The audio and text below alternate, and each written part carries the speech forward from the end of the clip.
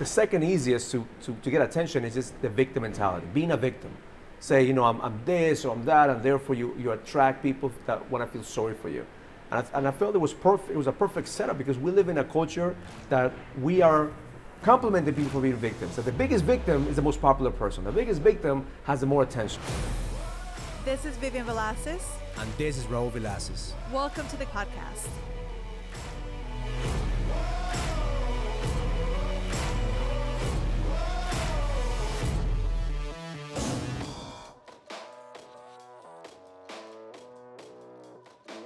Welcome to the Got Money and Sex podcast. We officially have changed the name. I know. I mean, it's not that I'm attached to it, but it's, Got Money and Sex has a different energy. Different energy. But, if you've been following us for a while, you know what we're about. And sex has a lot more than just that word. And I know it has a lot more for us. Like, you and I have been together for 24 years. And, that's a big part of it. That's a big part of who we are, what we have, what we want is God, because He's our guiding force, our purpose, because that's where we want to step in and live our truth potential, and sex, because we ultimately want connection, like we want to be loved, we want to be seen. So it's not, sex is such a broad word, and if you've been following us, if you've been listening to us, I hope that you take it the right way, and if you don't, just continue to follow us and see what it's about, because it's not just sex.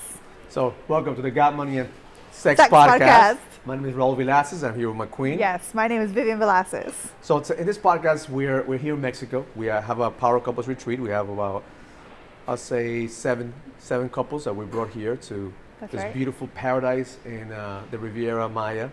And we're going to talk about that, exactly that. What makes a power couple? What creates that energy that some couples have, like that Ed factor that you want to be around people who are living in purpose. You want to be around people who not necessarily are perfect, because nobody's perfect, but they have their shit together. So we're going to talk about in this week, how do we create the frameworks to be able to have that mentality of having a power couple. But we also want to touch on a couple of things that happened this week. We saw the Chris Rock comedy special in Netflix. That was amazing. So we're going to give you some takeaways on that. And we also the Marlon Wayans comedy special. Yeah.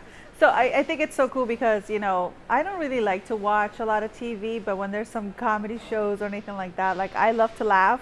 And I was really interested in watching the Chris Rock because I'm like, is he going to dress like what happened? And he didn't disappoint. To be honest, I laughed the whole way through. I just, when I started laughing, like I can't stop. And then also like at the end, it was like the sense of like it was just so felt. I think that the whole show was so heartfelt. And he did an amazing job. So the one thing I got from this, so we'll start with the Chris Rock. So we'll begin with the Chris Rock Netflix special. The one thing I got from it is the framework that he used, that there is an addiction in this world for attention. That we all want to have attention. So especially with social media created people that are craving for attention. They want attention. They want likes. They want to be known. They want to be famous. Like I said, there's 3 ways to get attention. Number 1 is shake your ass. And it's easy to shake your ass, and you see all these Instagram models and everybody shaking their ass on Instagram. Yeah. It's easy to get likes and get attention, right? Yeah. To shake your ass. The second is being your best. Being the best. Not being your best, being the best at something. Mm-hmm. And it's easier to shake your ass than be the best at something. So that's what most people rather just shake their ass. But the third one, which is the second easiest to get attention, is just the victim mentality, being a victim. Say, I'm this or I'm that, and therefore you attract people that want to feel sorry for you. And I felt it was perfect. It was a perfect setup because we live in a culture that we are teaching people how to become victims. We're actually compensating people. We are complimenting people for being victims. So the biggest victim is the most popular person. The biggest victim has the more attention. Right. So what's your take on that from Chris? I love the way that he set it up because it was a beautiful storyline. And the way that I look at it, it's like, yeah, it's so easy for us to get caught up in that energy of being a victim. We are like addicted to drama. We're addicted to being the victim because one way or another, like we're getting that attention, and it's not the best way, but people do get attention. And the way that things happen sometimes is like it takes so much more work to really be authentically ourselves and to say like, well, this is what I want, this is what I feel, this is what I'm going through, and this is the truth. And it's harder to step into that place and speak your truth than for you to say like, oh, poor me, like I'm feeling this way. You know, people look at you and they still show you love. It may not be the right love, the right attention, but you still get it. And that's it's the way that you one get of it. the frameworks that we're going to teach here in this Power Couple retreat is how to interrupt the pattern of being a victim. Because let's face it, if you're married, it's easy to complain about your partner. It's easy to make yourself a victim of it. Oh, he does this or she does that. So one of the things that I train my guys every single time is make sure you take extreme ownership, because that's where the power is. If you're not taking extreme ownership, then everybody else around you has the power to create your reality. So if you want to change your circumstances, if you don't like where you are, if you don't like your marriage, if you don't like your health, if you don't like your business, well, whose fault is it? Yourself. It's your fault. So you have to take extreme ownership where you are in order for you to make the changes necessary, in order for you to change your reality. And it's easier for us to point the finger and to say this is on you. And I think that's something like, you know, what I really loved and honor about Chris Rock is like he didn't come out from the very beginning. I know a lot of people said like he's waiting to get paid until he talks and he's getting stuff. I feel like he waited until like he really knew what happened and like taking ownership of like what the hell just happened, like how did this come about? So the way that he showed up and the way that he's taking responsibility and kind of just addressing it in his own time, in his own way, like I love that. One of the things that he said is he will never see me as a victim. He goes, I'm never going to be crying and with Oprah or anybody else saying, hey, he hit me and I love Men in Black and all those things. No. Yeah. He said he's going to take it in. He's going to process it. And he took his time and now he got paid, I don't know, $40 or $100 million for his comedy special. That's taking pain and turning into fuel. Yeah. Because what happens is that if we live in a culture that is empowering people to be victims, you're never going to progress. You're always going to have those people that are just taken. They don't have no responsibility. Yeah. And at the end of the day, all the power is in taking ownership. Take responsibility. Take responsibility of your marriage. Take responsibility in your business. Take responsibility of your life. Because that's the only way you're going to be able to change. I know. He did an amazing job. I really, really enjoyed it. But my favorite part was how he, at the end, you could see the rage. He was so angry. That he was angry. Like, he was like angry. that shit hurt. Until the end. He said, I feel it every single time. But he said, also, Will Smith was hurt. Because his wife hurt him way more than he hurt me. So when you have that much of emotional intelligence, say like, hey, listen, this person is coming at me. He must be in pain that he's doing this to me in order for him not to react. Because it takes a lot of energy to hold on to that reaction. Right. So he was aware of like, hey, hurt people hurt people. So he must be in a lot of pain in order for him to try to induce that pain on me and try to project that on me. Right. He really has a lot of character and a lot of like just, I think like empathy for the other person. Because even though what happened, like he didn't really say anything bad. He didn't belittle him or trash him or anything like that. Well, he did call him a bitch. Well, he said people called him a bitch, right? Yeah. He did it in such a way that he did call him a bitch. Like people called him a bitch, and they hit me. Yeah. So it was a great way for him to really. He got his point across, but he didn't really like. It wasn't like me saying it. I'm sure. I mean, he's human. He has to feel all these things. Like he has to like go through all this emotions, and that's okay. But it's like, I don't know. The way that he did it was just like very like eloquent, very. And it was engaging. You know, it was engaging. loving, it was funny. Yeah. But at the end is just going after the victim mentality, and he was not a victim of the circumstances. He created an opportunity for him to learn through the circumstances. You either a victim of your circumstances or you're a creator of your destiny. That's what I always say. You have to be a creator of your destiny. Break the pattern of being a victim and get paid, get laid. You love to say that. And interrupt the pattern of going into the victim wormhole. Yeah. So the next one was Marlon Wayans. He did a great job too. So his was kind of like a different intake of the same thing, the slap that was heard all around the world. But him was more like, he was like, God loves me. And the reason why he loves me is because like I wish something on. No, he did it in such a way that it was I was engaged. Very engaging. He's not one of my favorite comedians. I love his TV shows. I love his stuff, but he's not one of my favorite comedians because to be a stand-up comedy, you have to have a certain energy, right? Charisma, yeah. But he told a story that was engaging because he took you back into why he thinks that it wasn't Will Smith's fault, it wasn't Chris Rock's fault, it wasn't Jada's fault, it was him. Yeah. Because he had a crush on Jada, He wanted Will he wanted Smith. Will Smith's roles, and then he And was Chris Rock made fun of him. made fun of him when it was coming out. Yeah. And because God loves him, he said, "Revenge is mine." Yeah. So that was a great way to storytell how what's going on in the outside reflects what you're going through. So it was his take on the slap. And I love how like you could laugh about it, and that's something like you know, I love that you could internalize all those feelings of like rage and anger and disgust, and still come back and allow this human spirit to come through. And it's like, I'm angry, but then at the end I could laugh about it. And then at the end he was able to just say like, you know, we're all in this journey of learning, of being human. And it's like, how do we forgive each other? How do we learn to really forgive each other and not continue to put each other down instead of like lifting each other up?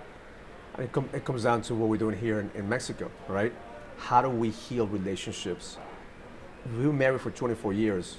There's a lot of stuff that we've gone through together. And how are we not like each other's enemies? Because I think that's something that, you know, maybe they could have been, or, you know, a lot, well, not just them, but like, let's talk about relationships. Like, I think a lot of the times when we are in a long-term relationship, like we just fall into this rut that we're like at each other's throats, and everything that you do bothers me, but that was exactly what you did at the beginning, and now it just bothers me. Now it like, so how do we just are conscious enough to say like, you know, despite all those things, there's something that I love about you, and that's the reason why we're here together. I read something the other day. It says that men marry a woman hoping that she doesn't change, and a woman marry men hoping that he changes. So, and both get disappointed because you're gonna change, and I may not change to who you want me to be, but because we have this idea of like the perfect man or the idea of the perfect woman, and the expectations instead of the appreciation is what gets sometimes couples to become enemies. Right. When you understand that your queen is not your enemy, when you understand that your partner is not your enemy, when you understand that you are in this path together and you have to figure shit out.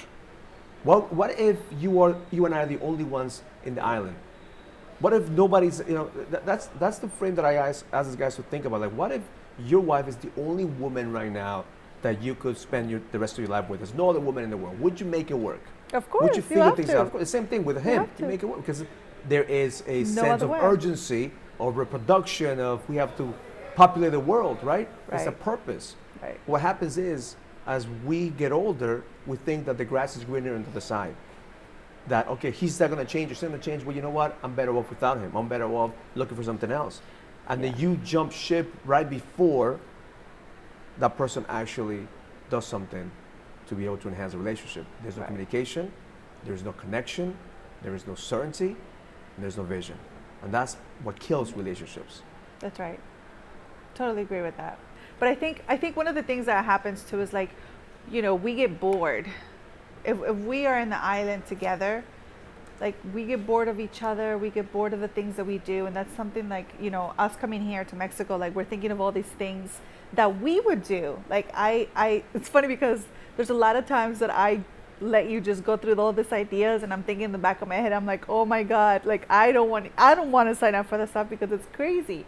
Parts of me, and there's other parts of me that are like, oh my gosh, I would love to do that because it's fun. And that's something that I think for the couples that I speak to, the women that I speak to, is like we fall into this rut and we stop having fun.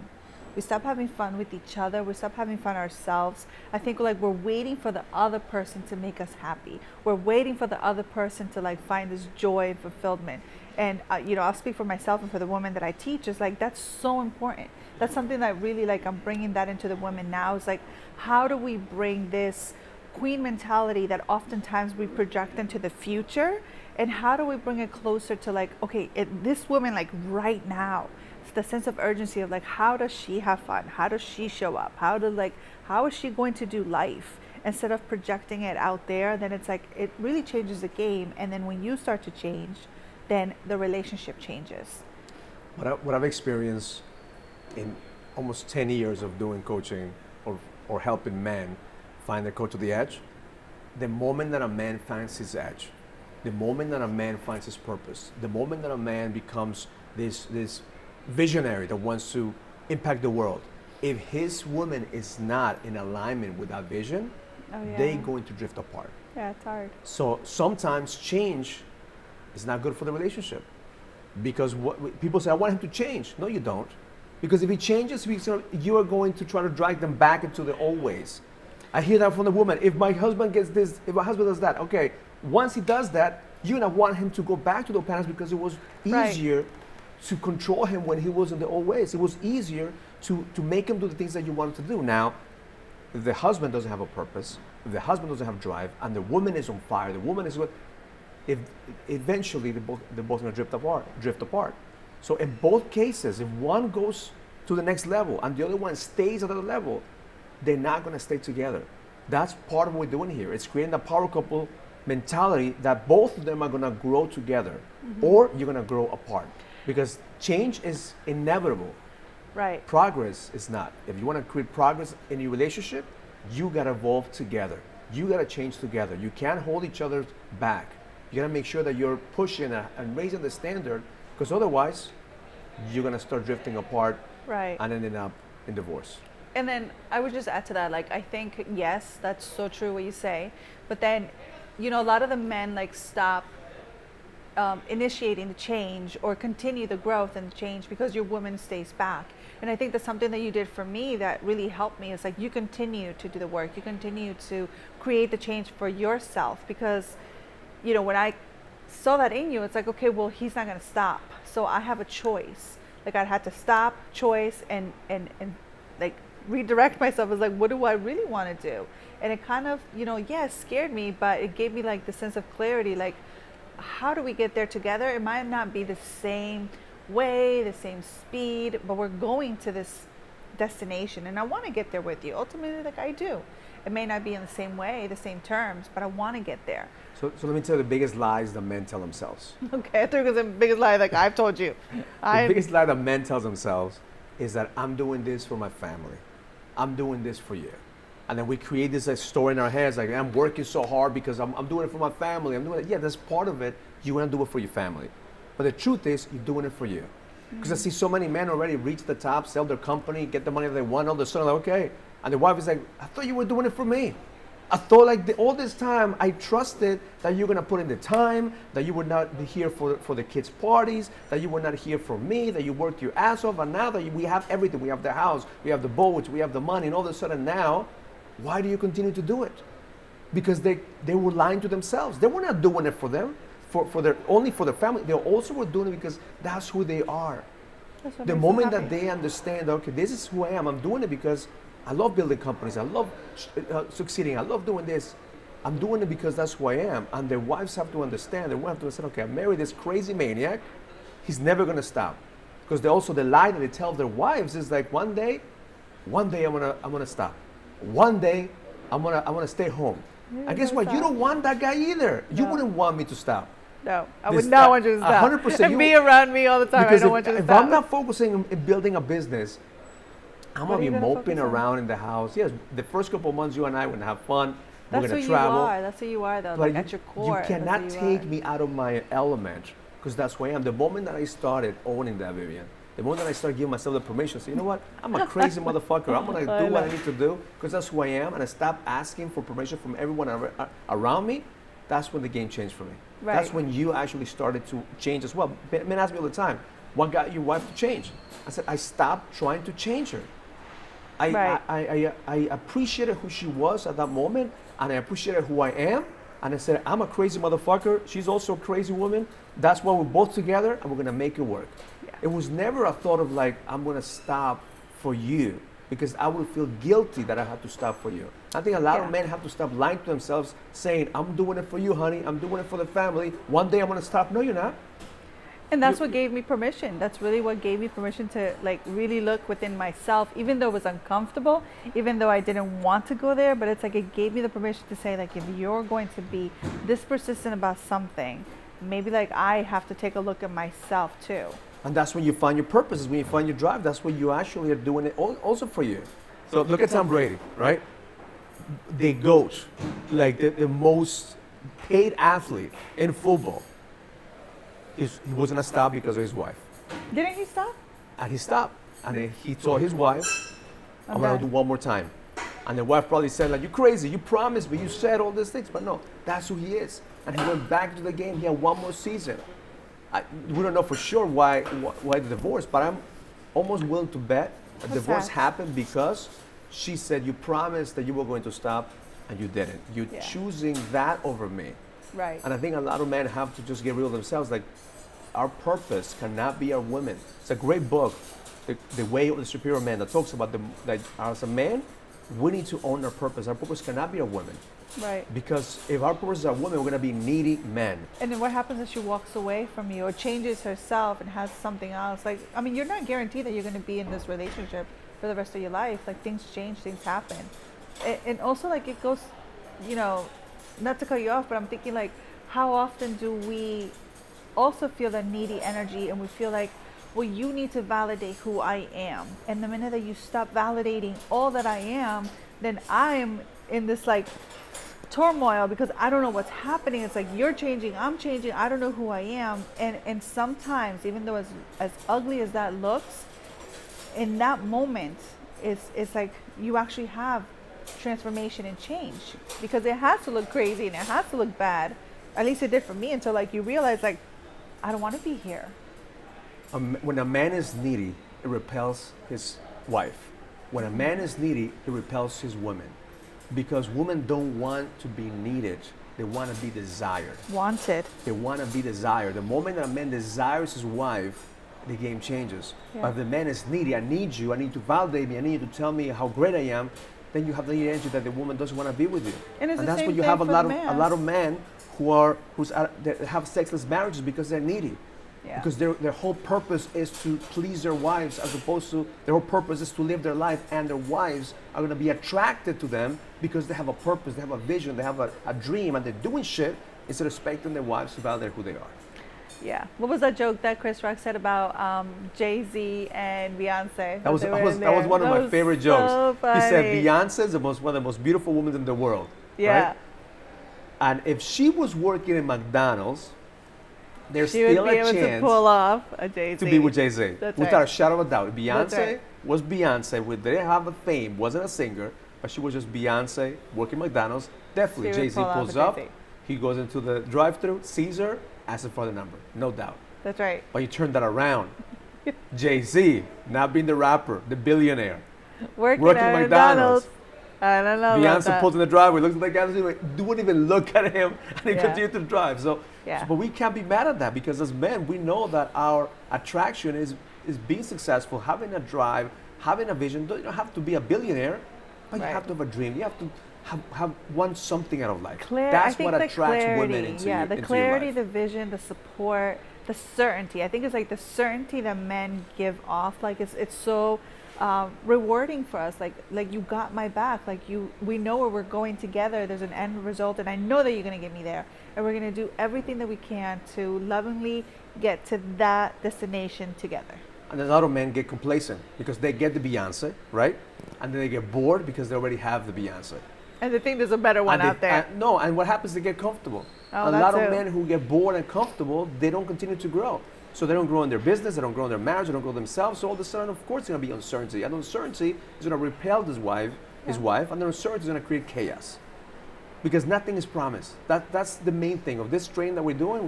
We're going to be able to help them see that nothing is promised. Love is not enough.